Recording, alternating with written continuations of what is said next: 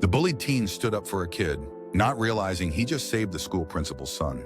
Sometimes the universe works in mysterious ways, orchestrating moments of courage from the most unexpected sources, even from those who barely believed they had any courage left to give.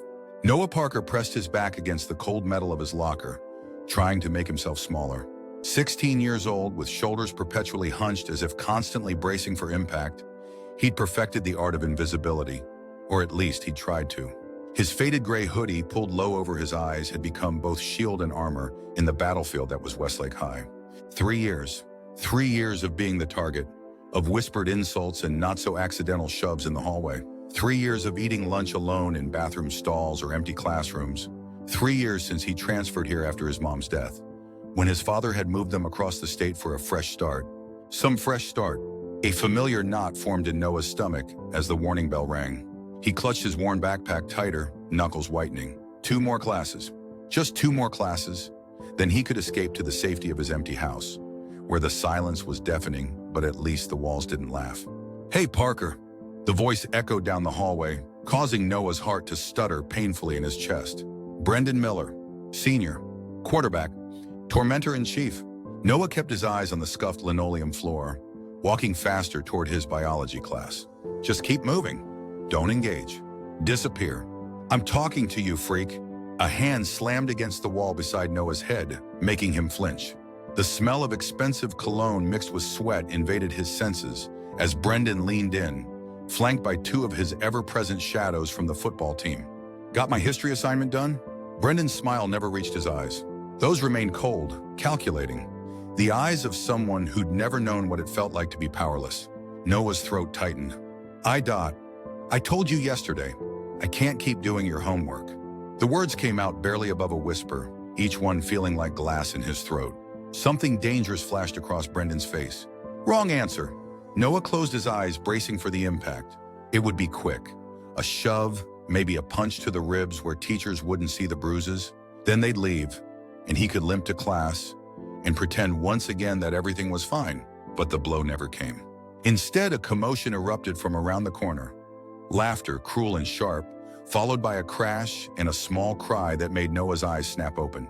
Brendan turned, momentarily distracted, and Noah used the opportunity to slip away, hurrying toward his classroom. Safety. Just get to safety. He was almost there when he saw them. A group of 8th graders surrounding something. No, someone on the floor. Middle schoolers rarely came to this wing of the building, which housed mostly junior and senior classes. The someone was small, maybe 11 or 12, with glasses askew on a tear-streaked face as he scrambled to gather scattered papers and books while the older kids laughed. "Please," the boy whispered, reaching for a notebook that one of the 8th graders kicked just beyond his grasp. "Please, I just need to deliver these to room 118. Hear that? He's begging." One of the kids sneered, pushing the boy back down as he tried to stand. Noah froze. Every instinct screamed at him to keep walking, to save himself, to remain invisible. This wasn't his problem. He had enough of his own. If he interfered, he'd just make himself an even bigger target. The small boy looked up, and for one heart-stopping moment, their eyes met across the hallway. There was something in that gaze. Resignation, yes, but also a silent plea that Noah recognized all too well.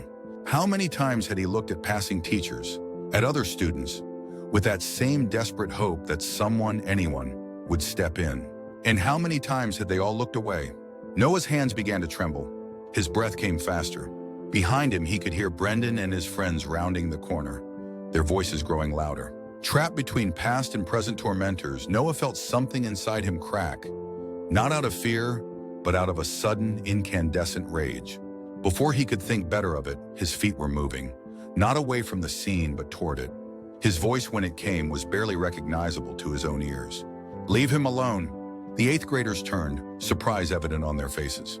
They hadn't expected interference, especially not from someone who looked as harmless as Noah. "Mind your own business," one of them said, puffing up his chest in an attempt to look intimidating. Noah stepped closer, heart hammering so hard he was certain everyone could hear it. "I said leave him alone." Each word felt foreign in his mouth, as if spoken by someone else.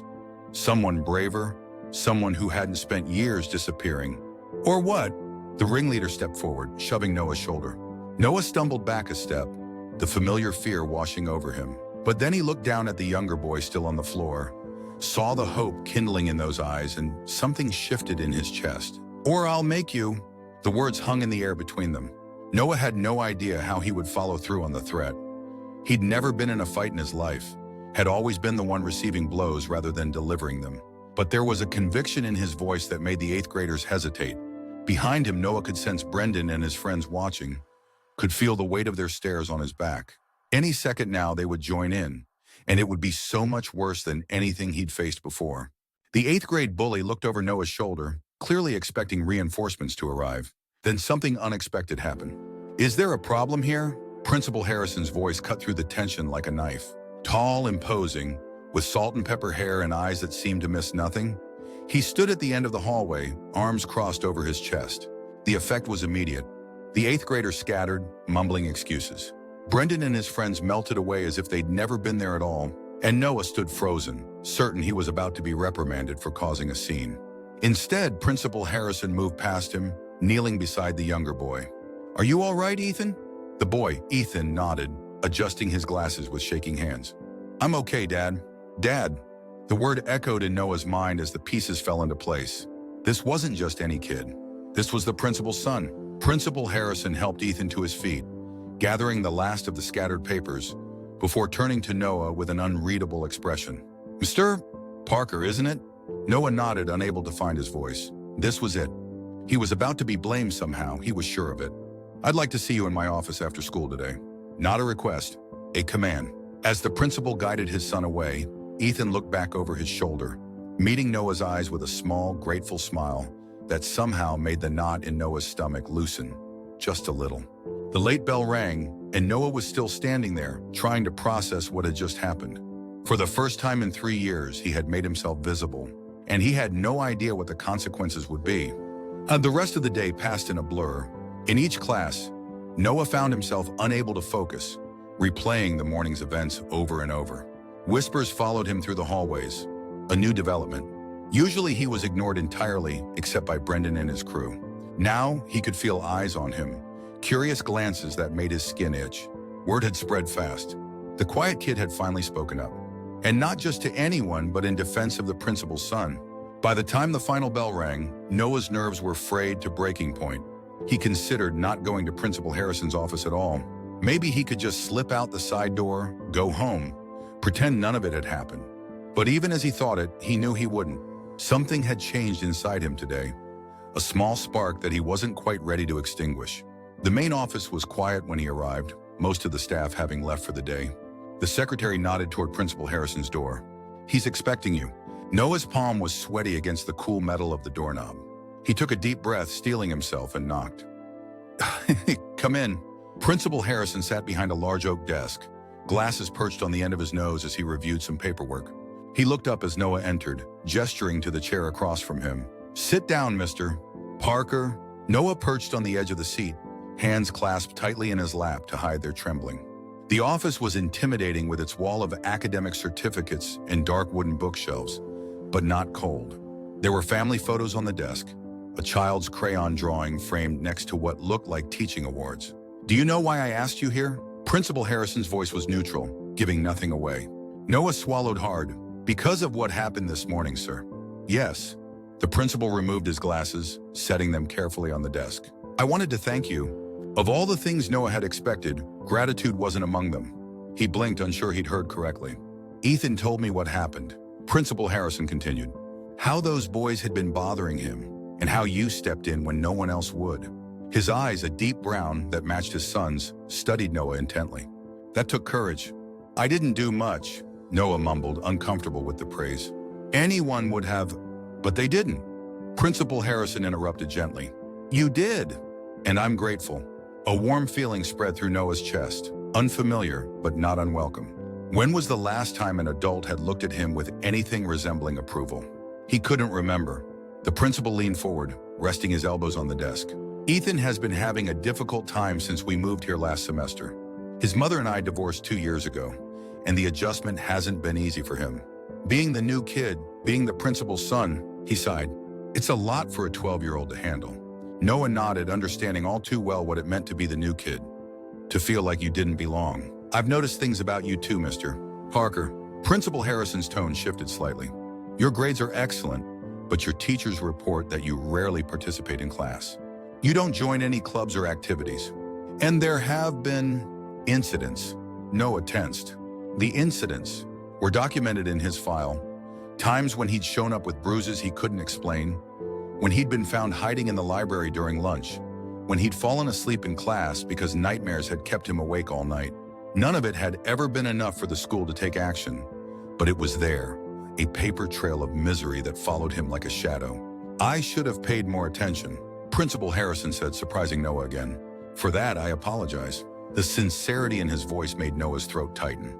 He looked down at his hands, unable to meet the man's eyes. Ethan asked me something interesting today. The principal continued after a moment.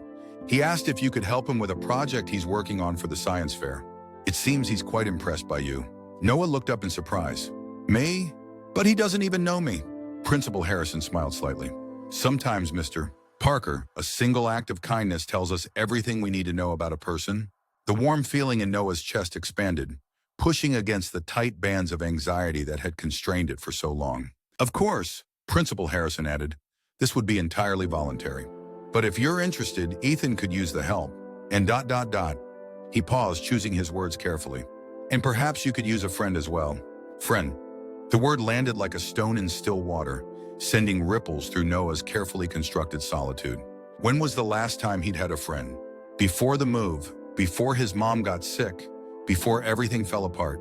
I don't know if I'd be much help, Noah said honestly.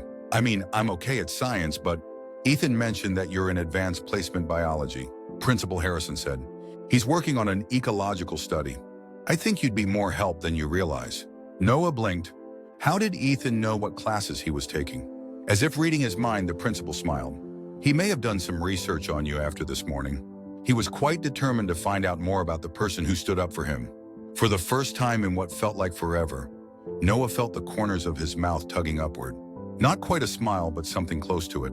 So, Principal Harrison said, what do you think? Would you be willing to meet with Ethan tomorrow after school? Just to talk about the project, see if it's something you'd be interested in helping with? Noah hesitated, years of self-preservation warring with the unexpected spark of something that felt dangerously like hope. Finally, he nodded. Okay, I'll meet with him. Excellent. Principal Harrison's smile widened, genuine warmth reaching his eyes. And Noah? It was the first time the principal had used his first name. Yes, sir? If there's ever anything you need to talk about, anything at all, my door's always open.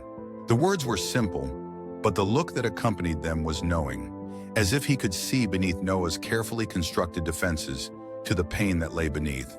Noah stood on unsteady legs, mumbling a thank you as he headed for the door. Just as his hand touched the knob, Principal Harrison spoke again. One more thing. His tone had changed, become more serious. About Brendan Miller and his friends. Noah froze, the knot in his stomach reforming instantly. I've been aware of the situation for some time, Principal Harrison said carefully. But without someone willing to come forward, my options have been limited. If you were to file a formal complaint, the implication hung in the air between them. Noah's fingers tightened around the doorknob. The thought of officially reporting Brendan made his chest constrict with fear. The torment would only get worse. And yet, I'll think about it, Noah said quietly, surprising himself with the words. The principal nodded, understanding in his eyes. That's all I ask.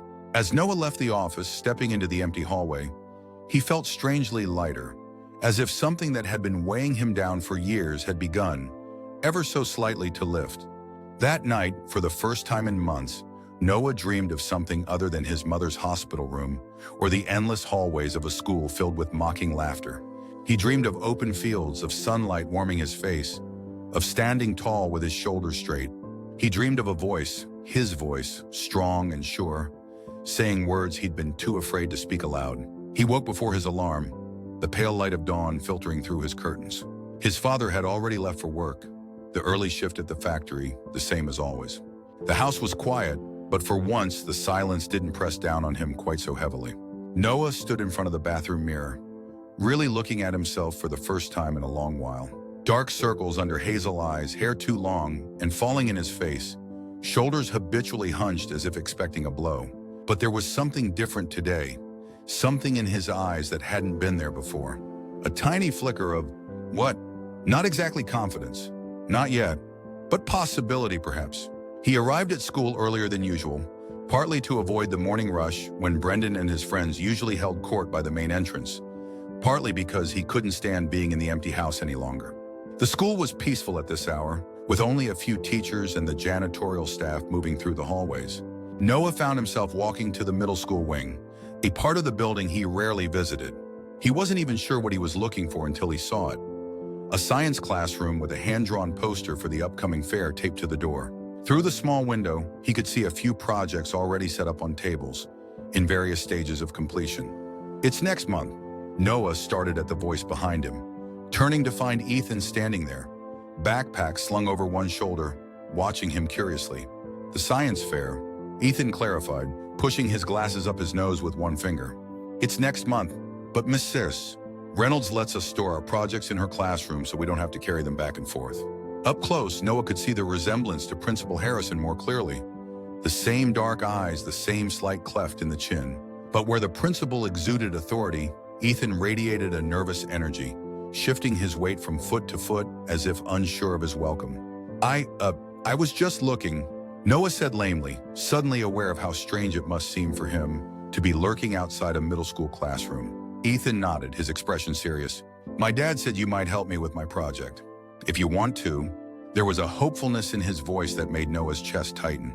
He recognized it, the careful tempering of expectations, the bracing for disappointment that became second nature when you were used to being let down. Yeah, he mentioned that. I don't know how much help I'd be, though. Ethan's face brightened. Are you kidding? You're in AP Bio. And Mr. Landon told my dad you got the highest score on the midterm in, like 5 years. His enthusiasm was as genuine as it was unexpected. My project is about waterway ecosystems and how invasive species impact native populations.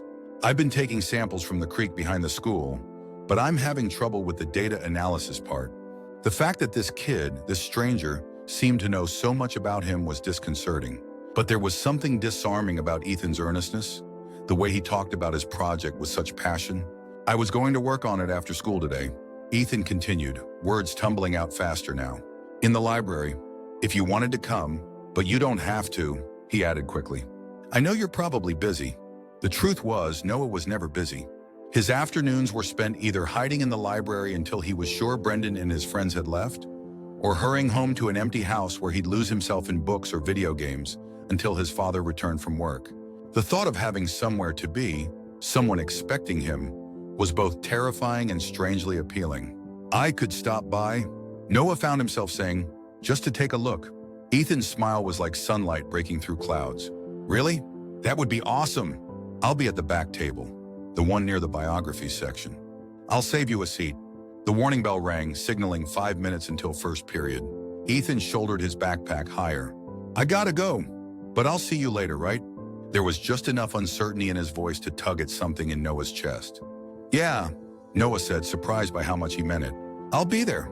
As Ethan hurried off with a wave, Noah stood there for a moment longer, a strange feeling settling over him.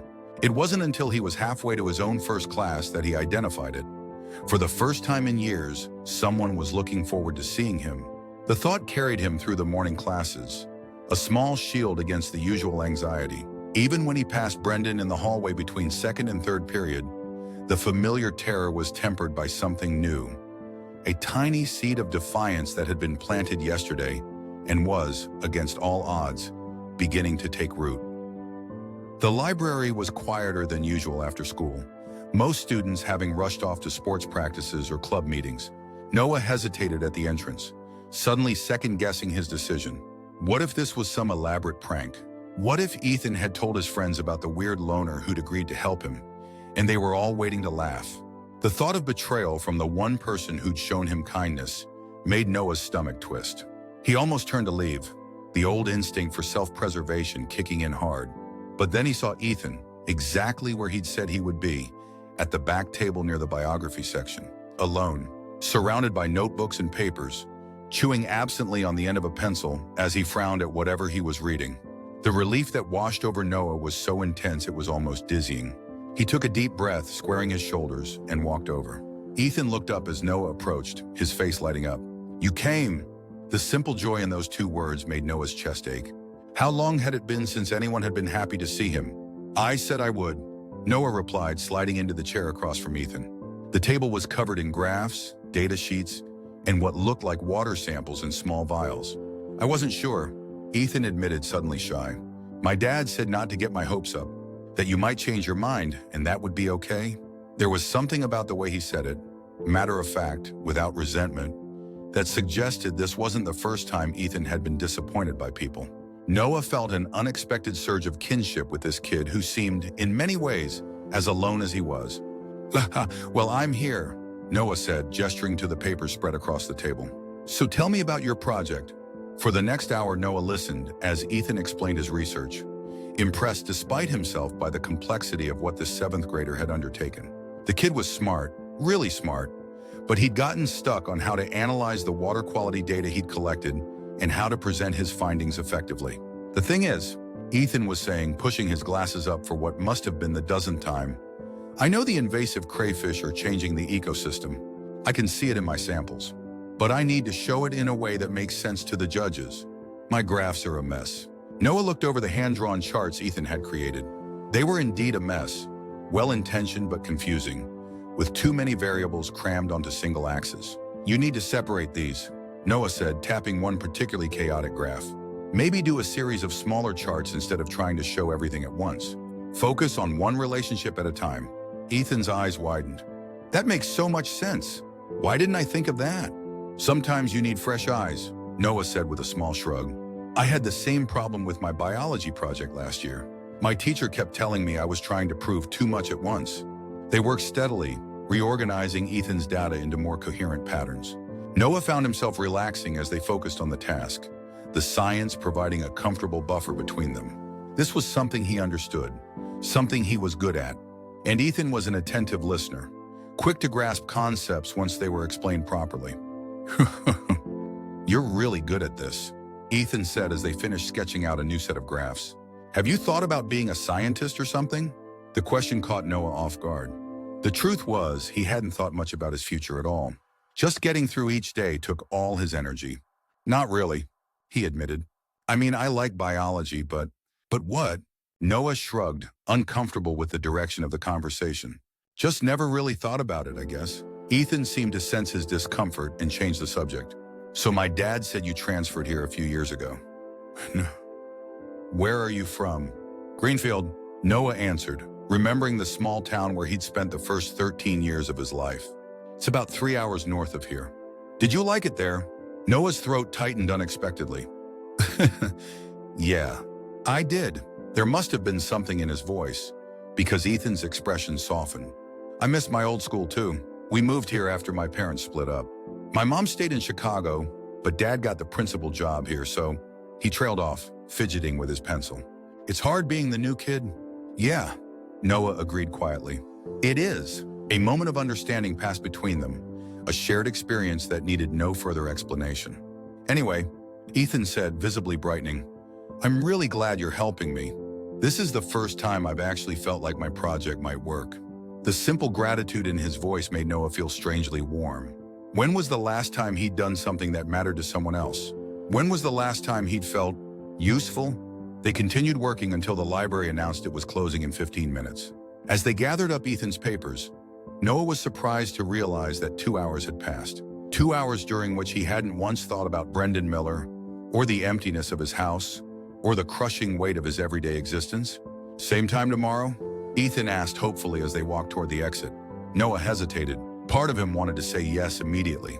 The part that had enjoyed feeling competent and appreciated for the first time in years. But another part, the protective shell he'd built around himself, warned against getting too comfortable, against expecting anything good to last. You don't have to, Ethan added quickly, mistaking his hesitation for reluctance. You've already helped a ton. No, Noah surprised himself with the firmness in his voice. I want to. Same time tomorrow sounds good.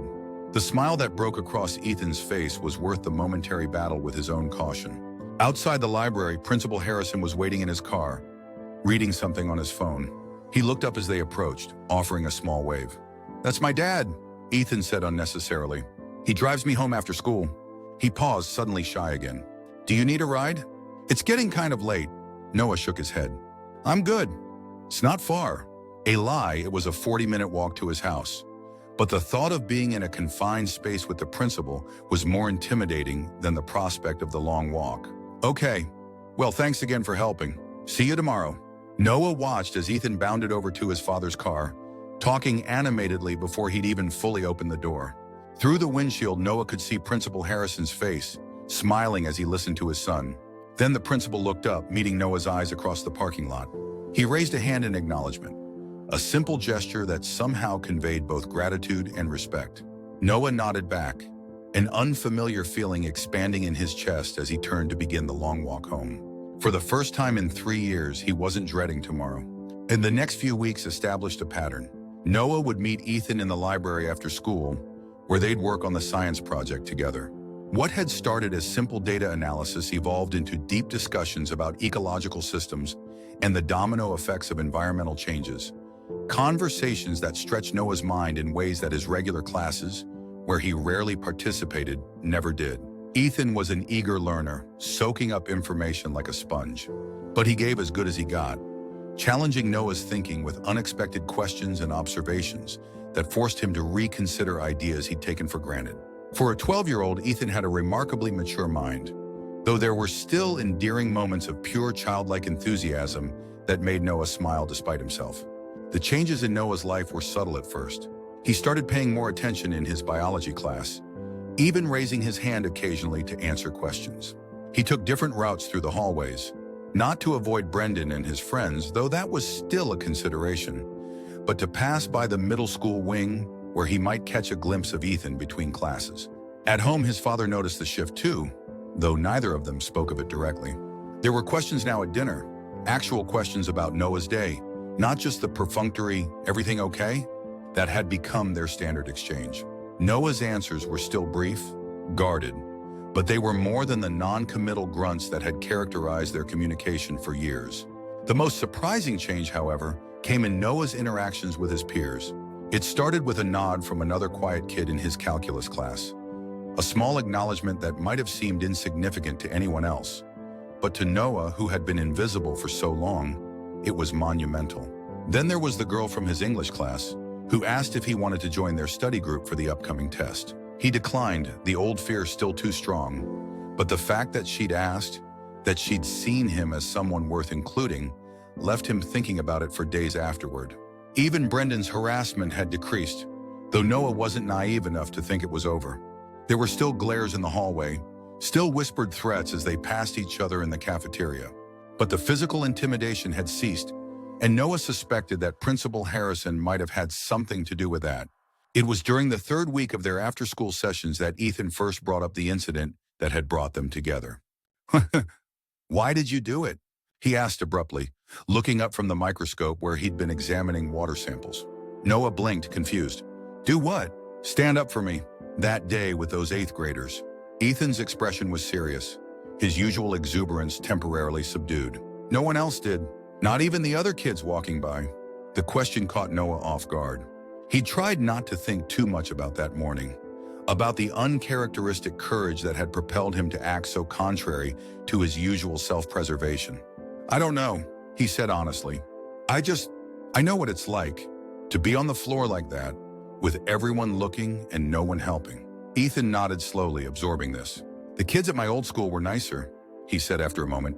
"Here, it's like they decided from day one that I was going to be a target. Because I'm small, because I'm smart, because my dad's the principal. Take your pick. At least you have a reason," Noah said, then immediately regretted the bitterness in his voice. "What do you mean?" Noah shrugged, uncomfortable with the direction of the conversation, but somehow unable to deflect it as he usually would. "Just, there's not always a reason. Sometimes people decide they don't like you, and that's it. End of story." "Like those guys who were bothering you?" Ethan asked, his perception sharper than Noah had given him credit for. "The ones who were there that day?" Noah tensed, his automatic response to any mention of Brendan and his friends. "It's not a big deal." "It looked like a big deal to me," Ethan persisted. "My dad says." "Your dad talks about me?" Noah interrupted, alarmed. Ethan had the grace to look slightly embarrassed. "Not like all the time or anything, but yeah, sometimes. He's worried about you." The idea that Principal Harrison spent any time at all thinking about him outside of school hours was bizarre enough. The fact that he discussed Noah with his son was downright surreal. Why? Noah asked, genuinely puzzled. I'm nobody. Just some random kid in his school. Ethan shook his head emphatically. That's not true. You're not nobody. You're the only person in this whole school who was brave enough to help me that day. And you're super smart, and you're helping me with my project even though you don't have to, and he stopped, seeming to realize he was getting carried away. You're not nobody, he repeated more quietly. Not to me, anyway. The simple declaration, delivered with the straightforward honesty that only children seem capable of, hit Noah like a physical blow. He looked down at the table, blinking rapidly against the sudden burning in his eyes. Thanks. He managed, his voice rougher than he intended. Ethan, with the intuitive kindness that Noah was beginning to realize was just part of who he was, changed the subject, launching into an excited explanation of what he'd seen under the microscope.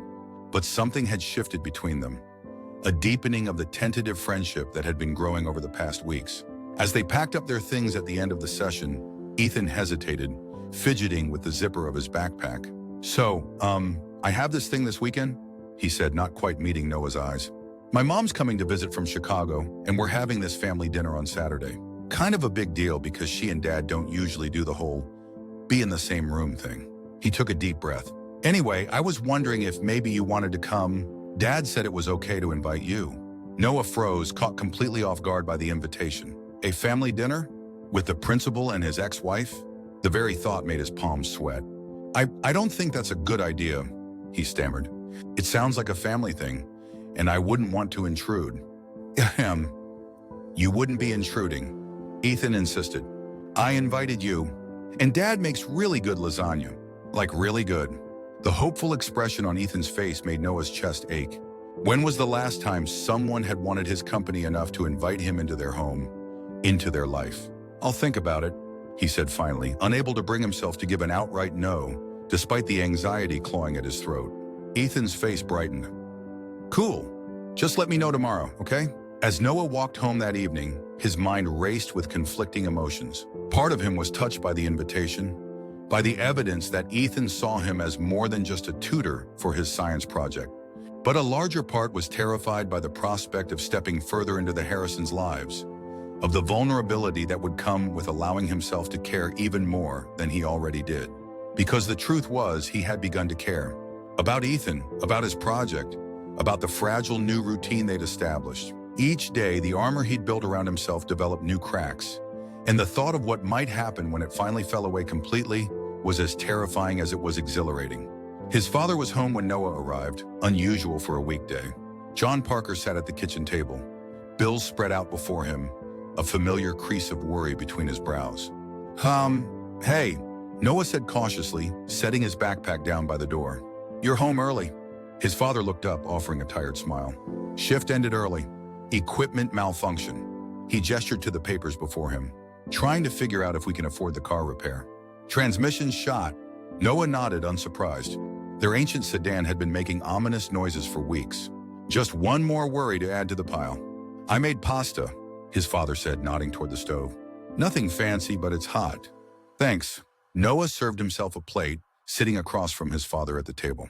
They ate in silence for a few minutes, the only sound the occasional shuffle of papers as John sorted bills into piles. How was school?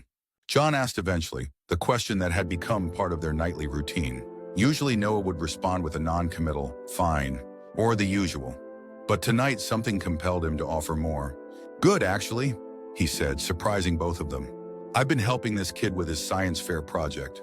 7th grader named Ethan. His father looked up, clearly startled by the voluntary information. Yeah? What kind of project? Ecological study. Looking at how invasive species affect local waterways. He's actually pretty smart for his age. John set down the bill he'd been examining, giving Noah his full attention. That's good. That you're helping him, and that you're making friends. There was a hesitant hopefulness in his father's voice that made Noah realize how much his years of isolation had worried the man. A twinge of guilt shot through him. He invited me to dinner at his house this weekend, Noah said, poking at his pasta. Him and his dad. His dad? Principal Harrison. John's eyebrows rose. The school principal? You're friends with the principal's kid? When phrased like that, the unlikeliness of the situation struck Noah anew. I guess so. Yeah. Well, His father seemed at a loss for words. That's really great, Noah. Do you want to go? To the dinner? Noah shrugged, the familiar shield of indifference slipping into place automatically. I don't know. Probably not. It would be weird. John was quiet for a moment, studying his son with an intensity that made Noah uncomfortable. You know, he said finally, it's okay to let people in sometimes. Not everyone is going to hurt you. The words hit too close to the fears Noah had been grappling with all afternoon. He looked down at his plate, unable to meet his father's eyes. I know that. Do you? John's voice was gentle, but there was a sadness in it that made Noah's throat tighten. Because ever since your mom died, you've been, I don't know. It's like you built this wall around yourself. And I get it, believe me. But at some point, you have to start living again. Noah felt a flare of anger, hot and defensive. I am living. Existing isn't the same as living, son. John sighed, running a hand through his thinning hair. Look, I know I haven't been the best father. Working all the time, leaving you alone too much. But I see you. I see how you've been shutting everyone out. How you come home with bruises you think I don't notice. How you never talk about friends or school events or anything normal kids your age talk about. Noah remained silent, a lump forming in his throat. So if this kid, Ethan, if he's someone you actually want to spend time with, someone who makes you feel even a little bit like your old self, then maybe you should go to that dinner. John reached across the table, placing a weathered hand over Noah's. Just think about it, okay? Noah nodded, not trusting his voice. His father squeezed his hand once before returning to the bills, giving Noah the space he needed to process the unexpected emotional confrontation. That night, lying in bed, Noah stared at the ceiling, his father's words echoing in his mind. Was he right? Had Noah been merely existing rather than living? The past 3 years were a blur of gray days, of moving through life like a ghost, present but not participating. But these last few weeks with Ethan had been different. There had been moments, brief, fleeting moments, of genuine enjoyment, of forgetting the weight he carried. Moments where he'd felt almost like the person he used to be, before grief and bullying and loneliness had reshaped him into someone he barely recognized. With a sigh, Noah reached for his phone, opening a text conversation that contained only coordinate information for the science project. His fingers hovered over the keyboard for a long moment before he finally typed, "About dinner on Saturday. What time should I be there?" The Harrison home was nothing like Noah had imagined. Based on Principal Harrison's formal demeanor at school, he'd expected something austere and imposing. Instead, the modest 2-story house on the edge of town was warm and inviting, with a slightly overgrown garden and wind chimes tinkling softly on the front porch. Noah stood on the doorstep, heart pounding, second-guessing his decision to come. He changed his outfit 3 times, settling finally on a blue button-down shirt that had been a Christmas gift from his father and jeans without any holes, and still felt underdressed, underprepared, and overwhelmingly anxious. Before he could reconsider and flee, the door swung open to reveal Ethan, grinning widely. "You came! Dad, Noah's here." He called over his shoulder before turning back to Noah. Come in, come in. Dad's in the kitchen finishing the lasagna, and Mom's helping, which is hilarious because she can't cook at all, but they're actually being nice to each other for once." The stream of chatter continued as Ethan led Noah through a living room cluttered with books and family photos, into a kitchen that smelled amazing. Principal Harrison stood at the counter, sleeves rolled up, a dish towel tossed over one shoulder. Without his usual suit and tie, he looked younger, more approachable. "Noah, welcome," he said warmly, crossing the kitchen to shake his hand. "Thank you for coming. I'm Robert when we're not at school, by the way. Thank you for having me." Noah replied, the formal phrase one his mother had drilled into him years ago for social situations. The thought of her brought a brief pang, quickly suppressed. "And this is my mom," Ethan said, gesturing to a petite woman arranging a salad at the table. "Mom, this is Noah, the one I told you about who's helping with my science project." Ethan's mother looked up, a smile transforming her serious face. The resemblance between her and Ethan was striking. The same dark-rimmed glasses, the same quick, intelligent eyes. "Noah, it's so nice to meet you. I'm Diane. Ethan has told me all about you and how you've been such a help with his project." Her voice was warm, with no trace of the awkwardness Noah had feared might characterize this meeting of ex-spouses. "Nice to meet you too." Noah managed, trying to mask his discomfort at being the center of attention. "Dinner's just about ready," Robert said, saving Noah from having to make further conversation. "Ethan, why don't you show Noah around while your mom and I finish up?" Ethan needed no further prompting, eagerly leading Noah on a whirlwind tour of the house, pointing out his room, chaotically messy, with science posters covering nearly every inch of wall space, the study where Robert did his work at home, and finally the backyard with its small patio and vegetable garden. "Dad started growing stuff when we moved here," Ethan explained as they stood in the yard. "Says it helps him relax. The tomatoes are actually pretty good, but don't tell him I said that. He's already insufferable about his gardening skills." Noah found himself smiling at Ethan's casual affection for his father, the way he could be simultaneously exasperated by and proud of the man. "Your parents seem to get along well," Noah observed, thinking of the easy way Robert and Diane had moved around each other in the kitchen. Nothing like the acrimonious divorced couples he'd seen on TV or among his old friends' families. Ethan shrugged. "They're trying for my sake. It wasn't always like this. The first year after they split up was pretty bad. Lots of arguing about who I'd live with, where I'd go to school, all that stuff." He kicked at a stone on the patio. "They're better now, I guess. Mom still lives in Chicago for her job. She's a professor at Northwestern, but she comes to visit 1 weekend a month, and I spend summers with her." Noah nodded, understanding the complicated emotions in Ethan's voice. "That must be hard, having them in different cities." "Yeah, but at least they both want me, you know." Ethan looked up, his expression suddenly vulnerable. "Some kids, their parents split up and one of them just disappears. At least mine both still care." The simplicity of the statement, the raw gratitude in it, made Noah's chest tighten. "Yeah," he agreed softly. "That's something." They were called in for dinner then, saving Noah from the emotion threatening to overcome him. The meal itself was surprisingly enjoyable. The lasagna was indeed excellent, and the conversation flowed naturally, primarily driven by Ethan's enthusiastic updates about the science project and school in general. Noah found himself relaxing as the meal progressed, occasionally contributing to the conversation when directly addressed, but mostly content to observe the family dynamics. Robert was different here, more animated, quicker to laugh. The authority figure Noah knew from school softened into someone more human. Diane was sharp-witted and warm, clearly adoring of her son, with a keen interest in his academic pursuits. "So Noah," Diane said during a lull in the conversation, "Ethan tells me you're quite the biology student. Do you plan to pursue it in college?" The question, similar to the one Ethan had asked weeks ago, still caught Noah off guard. "I haven't really thought about it," he admitted.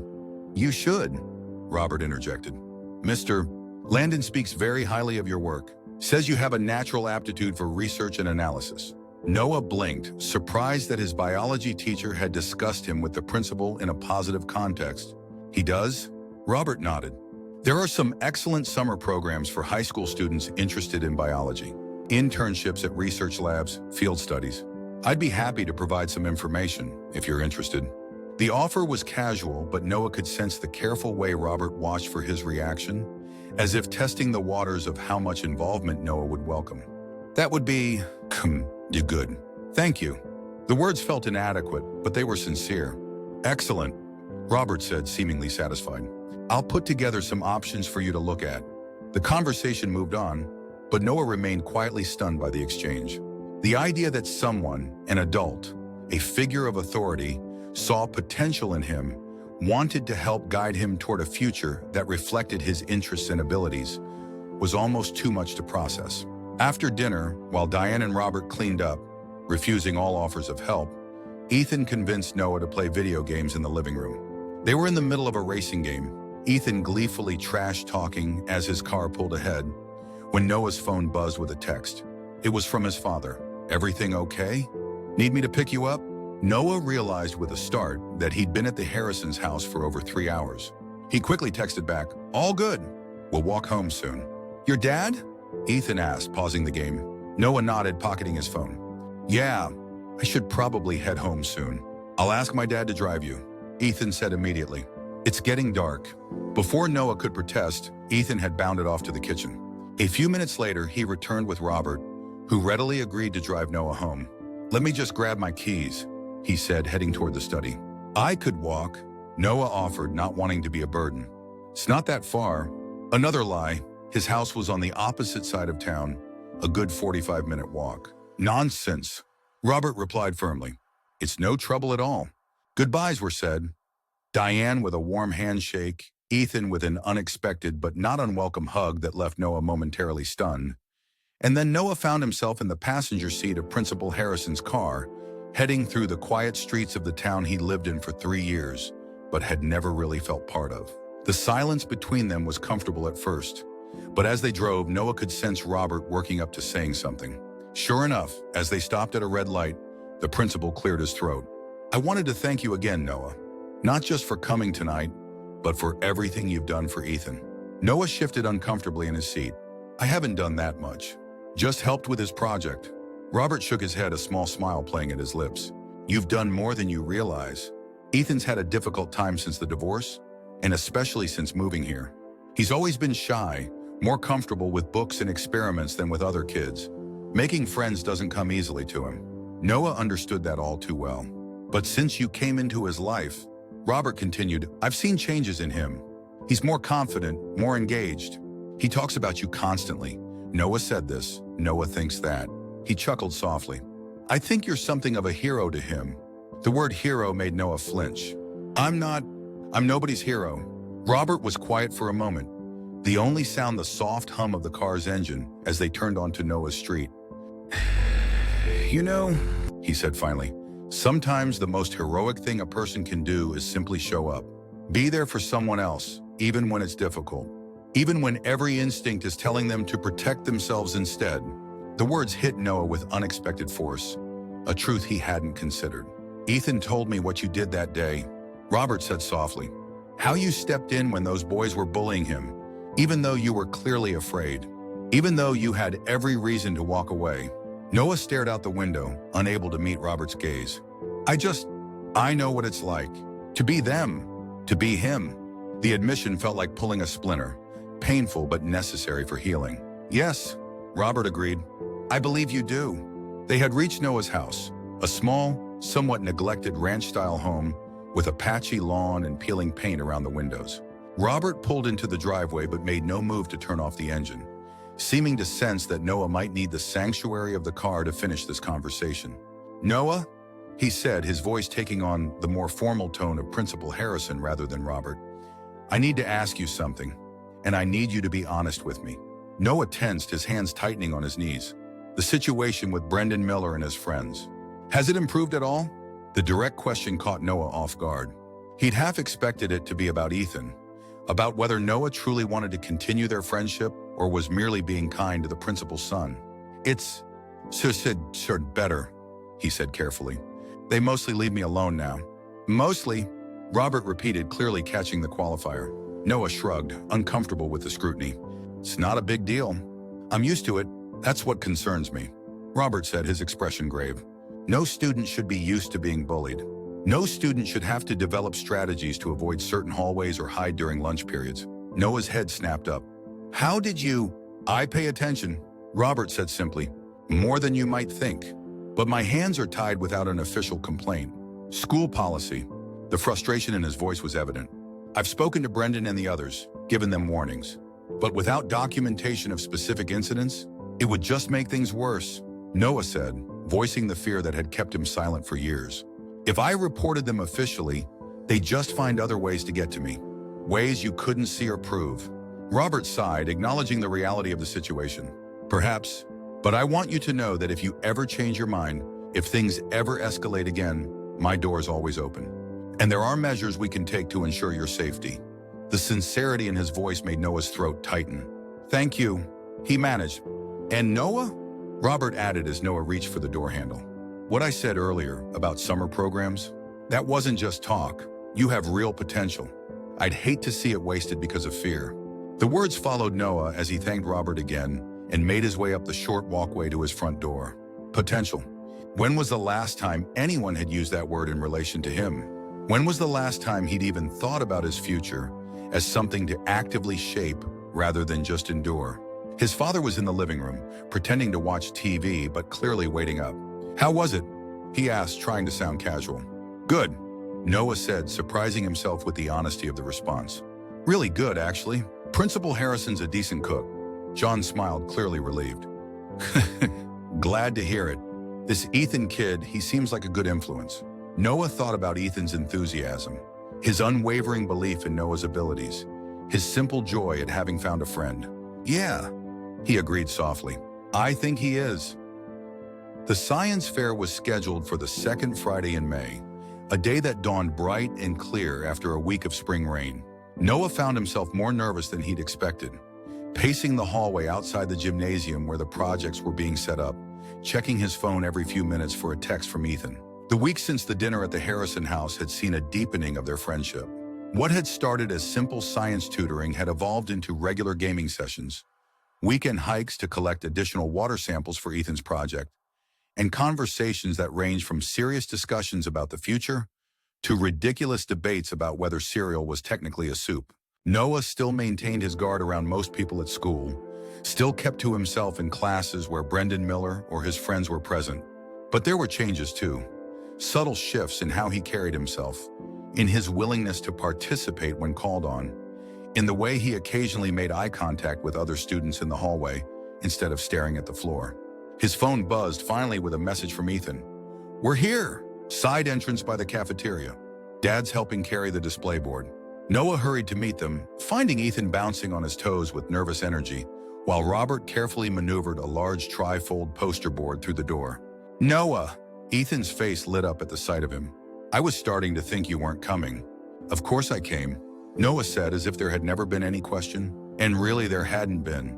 The thought of missing this moment, of not being there to support Ethan after all the work they'd put in together, hadn't even crossed his mind. "Here, let me help with that," he offered, taking one side of the display board from Robert. "Thanks," Robert said with a grateful smile. "Morning, Noah. Ready for the big day?" "I think so," Noah replied, then corrected himself. "Ethan is definitely. The project looks great." And it did. They'd spent hours finalizing the presentation, making sure the data was clear, the conclusions well supported, and the visual elements engaging.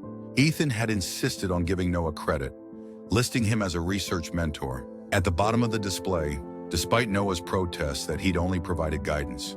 The gymnasium was already bustling with activity, tables set up in neat rows, students from 6th through 8th grade arranging their projects with varying degrees of enthusiasm and anxiety. Teachers moved between the displays, clipboards in hand, while parent volunteers distributed name tags and program booklets. They found Ethan's assigned table near the center of the room, well-positioned for the judges who would be making their rounds later that morning. As they set up the display, arranging the water samples and accompanying photographs of the creek at different testing sites, Noah couldn't help but feel a swell of pride at what they'd accomplished together. "Do you think we have a chance of winning?" Ethan asked in a low voice, adjusting his glasses nervously. Noah looked at the project objectively.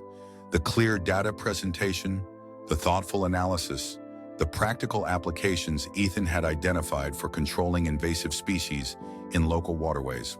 "Definitely," he said with a confidence that seemed to steady Ethan. "Just remember what we practiced.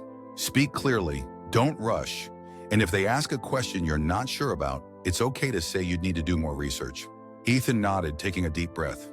"I wish you could stay with me during the judging." "You'll be fine," Noah assured him. "You know this material inside and out. Besides, I'll be right over there." He pointed to the spectator area where parents and visitors would be able to watch the proceedings. "Ethan," a familiar voice called, and they turned to see Diane making her way through the crowd, elegant in a blue dress that matched her son's button-up shirt. A coordinated choice that made Noah smile. "Mom!" Ethan's face lit up as she reached them, enveloping him in a hug before stepping back to examine the display. "This looks incredible," she said, genuine pride in her voice. "All those water samples you were collecting actually turned into something beautiful." "Noah helped a lot," Ethan said immediately, gesturing to his friend. "He taught me how to organize the data and make it make sense." Diane turned to Noah with a warm smile. "Then we owe you our thanks." "Again!" Noah shook his head, uncomfortable with the praise. "It was all Ethan's work, really. I just helped him refine it." "Don't sell yourself short," Robert interjected, joining the conversation after speaking with one of the teachers. "Collaboration is an important part of scientific research. You two make a good team." A warm feeling spread through Noah's chest at the casual inclusion, at being treated as if he belonged in this family circle. The announcement came for all non-participants to move to the viewing area as the judges prepared to make their rounds. Robert and Diane wished Ethan luck, each giving him a quick hug before heading toward the designated section. Noah started to follow, but Ethan caught his sleeve. "Noah, wait." His expression was serious, almost solemn. "Whatever happens today, whether we win or not, thank you for everything." The simple sincerity in his voice made Noah's throat tighten unexpectedly. "You're going to do great," he managed, giving Ethan's shoulder a reassuring squeeze. As he joined Robert and Diane in the viewing area, Noah felt a strange sense of belonging, standing between Ethan's parents, all of them focused on the small figure now standing nervously behind his display, waiting for the judges. "He's going to be fine," Diane murmured, seeming to sense Noah's tension. "He knows his material." "Of course he will," Noah agreed, but his hands were still clenched in his pockets, his anxiety for Ethan overriding his usual composure. The judging took nearly 2 hours, with each student given approximately 10 minutes to present their project and answer questions. Noah watched as Ethan's initial nervousness gave way to confidence as he explained his research, pointing to graphs and samples with increasing animation. Even from a distance, Noah could see the moment when one of the judges asked a particularly challenging question. Ethan's brief pause, the slight adjustment of his glasses, and then the thoughtful response that seemed to impress the panel. When the judges finally moved on to the next table, Ethan looked across the gym, finding Noah in the crowd and giving a small thumbs up. Noah returned the gesture, relief and pride washing over him in equal measure. "He did well," Robert said quietly. "Really well." The awards ceremony wouldn't take place until after lunch, giving the judges time to deliberate. As students and spectators filed out of the gymnasium toward the cafeteria, Noah found himself swept along with the Harrison family, included in their lunch plans as if it were the most natural thing in the world. They had just settled at a table in the cafeteria, Ethan recounting every detail of the judge's questions and his responses, when Noah spotted a familiar figure entering the room. His father, still in his work clothes, looking slightly out of place among the families in their weekend best. "Dad?" Noah half rose from his seat, surprised and confused. What are you doing here?" John Parker approached the table, a hesitant smile on his weathered face. "I took an early lunch break. Thought I'd come see how the science fair was going." He nodded to the others at the table. "Hope I'm not interrupting."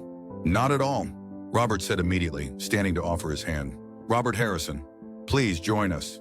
Introductions were made all around, with Ethan enthusiastically explaining the project to John, who listened with genuine interest.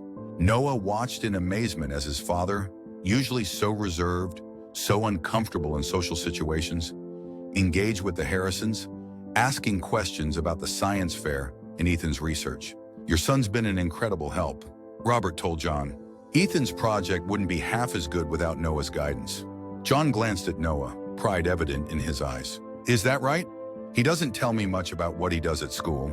"Dad," Noah protested weakly, embarrassed by the attention. "It's true," Ethan insisted. "Noah's like super smart. He explained all this complicated ecological stuff in a way that actually made sense. And he never made me feel stupid for asking questions." John's smile softened as he looked at his son. "That sounds like Noah.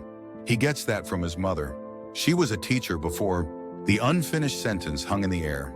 But instead of the usual awkward silence that followed any mention of Noah's mother, Diane gently prompted, "What did she teach?" "Elementary school." "3rd grade." John's voice was quiet but steady. "She had a gift for explaining things to kids, making the complicated simple without talking down to them." Noah stared at his plate, a lump forming in his throat. How long had it been since he'd heard his father speak of his mother, without the conversation immediately shutting down? How long since they'd acknowledged any part of her beyond the gaping hole her absence had left in their lives? "She sounds wonderful," Diane said warmly. "She was," John agreed, his eyes meeting Noah's across the table. "Noah has her patience and her kindness, though he tries to hide it sometimes." The rest of lunch passed in a blur of conversation that somehow managed to be both light and meaningful.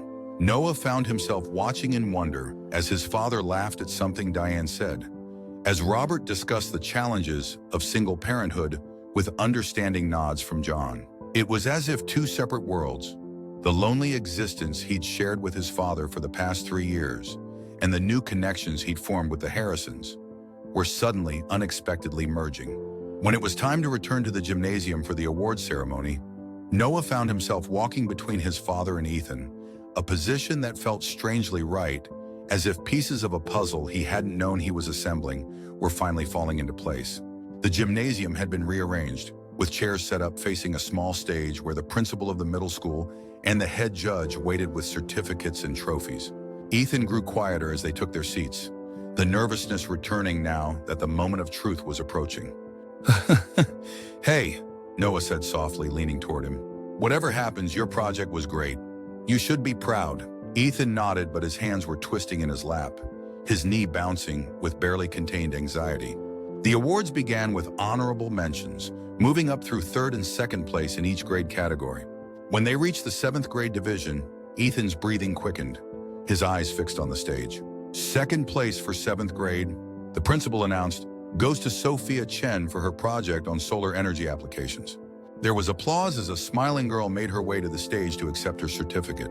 Noah felt Ethan tense beside him.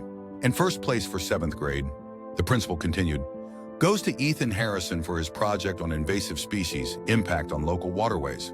The explosion of sound around them, Robert and Diane's cheers, John's enthusiastic applause, the scattered whoops from other students, seemed distant as Noah turned to Ethan, whose face had transformed with shock and joy. "You did it!" Noah exclaimed, his own smile so wide it almost hurt. Ethan launched himself at Noah, wrapping him in a tight hug before bounding toward the stage to accept his trophy. As he stood there, certificate in hand, he looked out over the crowd, finding Noah in the sea of faces, his smile radiant with triumph and gratitude. In that moment, watching Ethan's success, Noah felt something shift inside him, a loosening of the tight bands that had constrained his heart for so long, a warmth spreading through his chest that felt dangerously close to happiness. He glanced at his father, finding John already looking at him, a knowing smile on his face. "You did good, son," he said quietly, placing a hand on Noah's shoulder. The simple praise, the casual touch, things that had once been commonplace but had become rare in the strained years following his mother's death, felt like coming home after a long, cold journey. As the ceremony concluded and people began to disperse, Ethan rushed back to them, trophy clutched tightly in his hands. "We did it, Noah. We won." "You won," Noah corrected gently. "It was your project, your work, our work," Ethan insisted. "I couldn't have done it without you." Robert stepped forward, pride evident in every line of his face. "This calls for a celebration. How about pizza at our place? John, Noah, you're both welcome to join us." Noah looked to his father, expecting the usual polite refusal that characterized John's response to most social invitations. But to his surprise, John nodded. "We'd like that," he said with a glance at Noah for confirmation. If Noah's up for it. The question, the deference to Noah's preference rather than an assumption, was yet another small shift in their relationship, a recognition of Noah as someone whose choices mattered. "Yeah," Noah said, looking from his father to the Harrisons, to Ethan still beaming with his trophy. "Yeah, I'd like that." As they gathered Ethan's project materials and headed toward the parking lot, Noah found himself walking beside Robert, slightly apart from the others who were engaged in animated conversation about the judge's comments. "Yeah, you know," Robert said quietly, "sometimes the most meaningful victories aren't the ones marked by trophies." Noah glanced at him questioningly. "Ethan winning today, that's wonderful. But I was referring to you, Noah." Robert's expression was serious, his eyes kind. "The way you've opened up over these past months, the way you've allowed yourself to form connections again, that's a kind of courage that most people don't recognize." Noah looked away, uncomfortable with the praise but unable to dismiss it entirely. "I haven't done anything special." "Haven't you?" Robert smiled slightly. "The day you stood up for Ethan in that hallway, you made a choice. You could have walked away, stayed invisible, protected yourself. No one would have blamed you. But you didn't. You chose to be seen, to take a risk. And every day since then, you've continued making that choice." The observation was so accurate, so insightful, that Noah couldn't find words to respond. "That's what real courage looks like." Robert continued, "Not fearlessness, but action in spite of fear. Moving forward even when every instinct tells you to retreat." He paused, his voice softening. "Your mother would be proud of you, Noah. I'm sure of it." The words hit Noah with unexpected force, bringing a sting of tears to his eyes that he blinked away rapidly. "Thank you," he managed, the words inadequate for the emotions swelling in his chest. Ahead of them, Ethan turned, waving impatiently. Come on, slowpokes. Pizza's getting colder by the second. Noah laughed, a real laugh, unrestrained and genuine, as he quickened his pace to catch up with the others. The sound of it seemed to surprise even him, like discovering a forgotten room in a house he'd lived in for years. As they reached the cars, Noah paused for a moment, looking back at the school building that had been for so long a place of dread and isolation. The same walls, the same windows, the same brick facade, but somehow it looked different now. Less threatening, more like a place where possibilities existed alongside challenges, where unexpected connections could be formed, where a simple act of courage could set in motion changes he never could have anticipated. You coming? His father's voice drew him back to the present, to the waiting cars, to the people who, against all odds, had begun to feel like a kind of extended family. Yeah, Noah said, turning away from the school with a small smile. I'm coming. In the bright May sunshine, surrounded by the chatter of voices that now included his own, Noah Parker felt the final pieces of his armor begin to fall away. Not all at once. There would still be difficult days, moments of doubt, the old fears creeping back in quiet hours. But for now, in this moment, he allowed himself to believe in the possibility of a future where he was more than just a survivor, more than just the bullied teen who had stood up for a kid. A future where he was simply, wonderfully himself.